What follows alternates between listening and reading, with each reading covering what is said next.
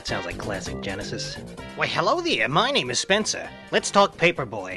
In 1984, Paperboy debuted and became an arcade hit. It was then ported to tons of home consoles. If you never played Paperboy, it's pretty much exactly what you think. You're a boy delivering papers on your bike. Successful deliveries lead to happy customers, but one screw up and they immediately cancel. Simple concept, works well. Then in 1991, someone must have said, "Hey, that's sexist!" So Paperboy 2 was made and introduced the outrageous concept of being a girl. But the game is still called Paperboy. This is the Genesis port, but I actually prefer the SNES version. The menu music is depressing. Reminds me of when you feel sick and you're moping around the house with a headache. It's the perfect music to go with a depressing weekend when you rent this game from ShopRite and realize it's only fun for about 5 minutes and you want to play something else. And yeah, when I was a kid I used to rent games from ShopRite. The Paperboy, well... One less customer. He just sounds bizarre. Don't tell my boss. The voice provides inane and confusing commentary. Cat's kind of big, isn't it? What? Watch the eggs. Watch the eggs? The Paper Girl has the same exact voice, they just put the pitch a little higher. One less customer. Now on the SNES you didn't have these weird voices, which I prefer. Also the music sounded like Seinfeld.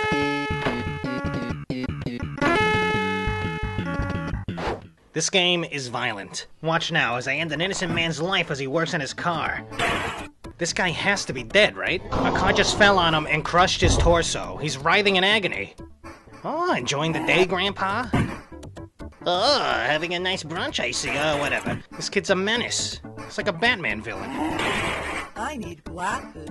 The game gives you points for hitting things, but make sure not to hit your customers. You lose subscribers, you lose the game. Just like the first one. Makes you wonder why there needed to be a sequel. There's a dog constantly barking. I don't see any dogs. Well, occasionally I see a Dalmatian running around, but sometimes it's just a disembodied bark. Also, these growls. I think it's from this monster that lives in the sewer, but it happens at weird times. Actually, you know what? It's not a growl. It sounds like some guy hawking up phlegm. The sound effects are erratic. Sometimes hitting something will make a sound, sometimes it won't. Here's an interesting game graphic. What is going on with his arms? Apparently, when going vertically up, Paperboy launches papers by extending wooden poles from his elbows. This neighborhood is insane. There's a senile lady wandering the street, some monster trucks, this guy has a limitless supply of baseballs and feels compelled to throw them into the road. Like, what the hell is going on? The best part is when you crash and the scene cuts seconds before a car's about to crush you. If you run out of newspapers, you can just pick some up. They're lying in bundles on the road or in people's yards. So this begs the obvious question. Why am I necessary? These people could simply walk out and get the papers themselves. It's already delivered. Someone did my job already. It's right there. At the end of the day, the game shows us some headlines. Sometimes they can be bad, like how I broke windows or scared an old man. So does that mean I'm willingly delivering papers that have front-page articles tarnishing my good name? The newspaper company I'm working for is running a smear campaign against their own delivery boy. That's good. That's smart.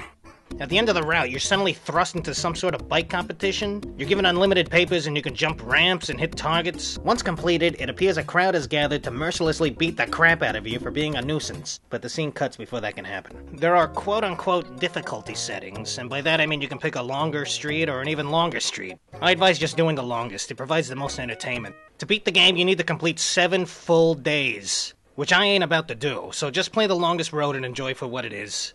After a game over, you get a list of previous high scores from people who don't exist. When you get fired, it makes the front page.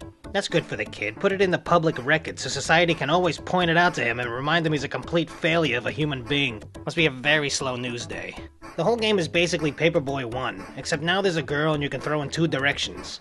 I got a headline for this game. You're ridiculous.